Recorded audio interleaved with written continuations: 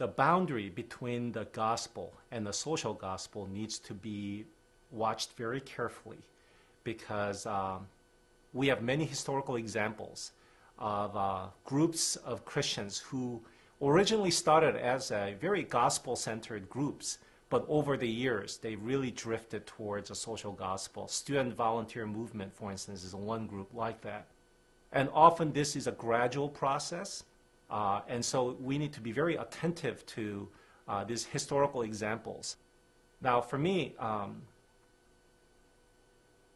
the boundary between these two types of the gospel ministry is that often social gospel movement tend to very much emphasize the horizontal aspect of the ministry, particularly giving a lot of attention to those who are in need, those who are powerless, those who are marginalized, which is a good thing, but at the almost expense of neglecting their vertical relationship with God and with Jesus Christ.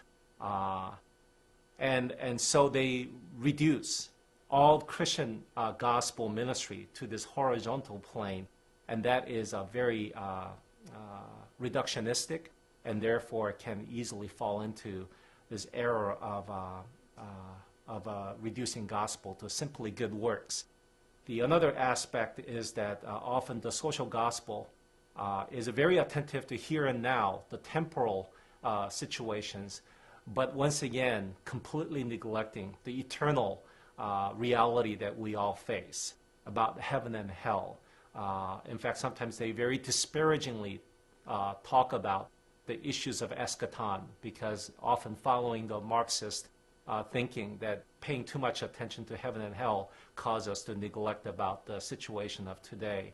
That's a false dichotomy I think they assume, and often that is another reason why I think they depart from the historical Orthodox Christian faith. I think another the difference would be the social gospel would often dependent upon the political and economic system as a source of salvation and liberation, and then completely neglect the spiritual aspect of our human reality, our sinfulness, and so forth. So they see the very partial picture of the human reality, and therefore their gospel is very incomplete and often lacking the kind of the transformative power that they can have.